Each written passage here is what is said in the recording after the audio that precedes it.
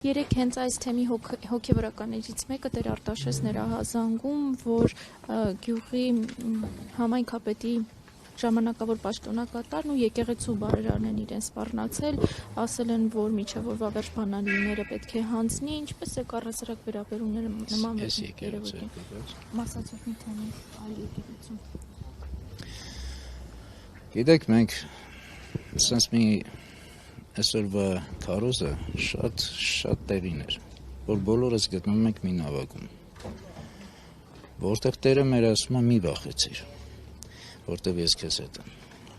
Եթե մենք առաջնորդվում ենք Աստծով, ուրեմն մենք չենք կարող ոչ մեկից խուսափել, վախենալ։ Ի վերջո մենք պետք է գիտակցենք, որ իրապես մենք չենք կռվում մարդու դեմ, մեր պայքարը չարի դեմ։ Իսկ չարին մենք կարող ենք հաղթենք միայն Աստծով։ Եվ պետք է հստակ գիտակցել, որ իրական հիմա պայքարը չարի ու բարի պատահականություն չի, որ մեր այս բոլոր աղետներից հետո ի վերջո հարվածն եկավ մեր հայ առաքելական Սուրբ Եկեղեցուն։ Պատահականություն չի, այս ձեռագիրը ինչ-որ տեղի ունենում։ Երբ որ դու այս ամենը ռեալ գիտակցում ես, հասկանում ես ինչն է խնդիրը, այսինքն մեր լինելիության խնդիրն է եւ լինելիությունը մենք որպես քրիստոնեությունը պետական կրոն ընդունած ազգ 301 թվականին մենք խոստում տվեցինք Տիրոջը։ Մենք ասացինք դու մեր Տերն ես, մենք քո զավակները։ Մեր փրկությունը, մեր պետականության ամրապնդումը, մեր ամենը հիմա կապված է մեր հավատի եւ հավատի հաստատման հետ։ Հիմա այս process-ն է։ Ես հասկանում եմ, որ յուրաքանչյուրի մոտ զգացմունքներ է տեղի ունենում, յուրաքանչյուրի մոտ ինչ-որ տարբեր մոտեցումներ եւ վախ այդ առումով։ Բայց երբ որ կանգուն ես, հստակ ես եւ հասկանում ես ու գիտակցում ես խնդիրը, կարողանում ես ոչ թե պայքարել մարդու դեմ, այլ Աստծո չարի դեմ, լուր ես, զուսպ ես, անսասան ես։ Ես վստահ եմ, որ այն մեր ընկերներով ում բախտ է նույնիսկ վիճակում այս ընթացքում պայքարելու,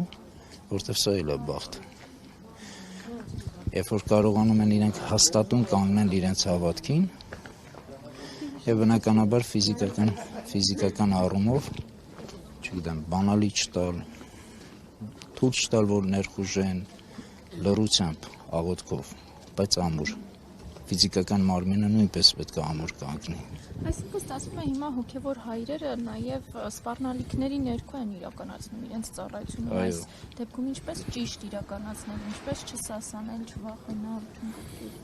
աղոթքով, հավատով, ոնց որ այսօրվա քարոզներ։ Դրա հետ միասին մեր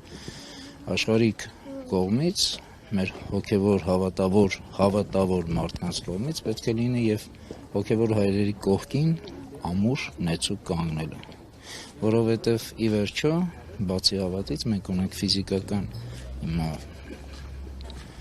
դաշտում ենք գտնվում եւ այդ ֆիզիկական դաշտում, ֆիզիկական մարմնով մենք պետք է անսասան կայուն պահենք մեր սրբավայրերը եւ դրանով իսկ ոնց որ 451 թվականին մենք պայքարեցինք եւ հաստատեցինք մեր հավատի հաստատման process-ներ, հիմա էլ է հավատի հաստատման process-ը եւ պայքարի միջոցով։ Ինչպես եք դուք տեսնում այս եկեղեցի պետությունի լարված հարաբերությունների հանգուցալուծումը վերջին ինչ տիպի։ Հուսամ, որ կգտնենք ճանապարհ, որտեղ չեն լինի մեծ բախումներ, բայց նույնիսկ եթե լինեն մեծ բախումներ, մենք պետք է պատրաստենք դրան։ Եվ նորից եմ ասում, գիտակցենք, որ ոչ թե մենք, որտեվ իշխանությունը հանձինս թիվ 1 պատասխանատուի, ինքը փորձում է ամեն հնարավոր ճանապարհները ստեղծել բախման, եւ սա ձեռքատալի եւ ներքին թշնամուն եւ արտաքին թշնամուն։ Իսկ մենք պետք է գիտակցենք, որ նույնիսկ եթե դա բախում է լինելու, մենք պետք է հասկանանք, որ մեր հայրենակիցներին, անկախ նրանից, ովքեր մոլորվել են, ովքեր այս պահի դրությամբ վախի ազդեցության, ճնշումների պատճառով, տարբեր պատճառներով կանգնած են ազգադավ եւ պետականակործան իշխանության կողքին, մենք իրենց հետ խնդիր չունենք, մենք կարող ենք իրենց համար աղոթենք բայց պայքարը մեր պետք է լինի անսասան եւ շատ ամուր։ Ես կարծում եմ մոտ է հանգուցալուծման ժամանակը եւ մեր նորովի վերելքի ժամանակը։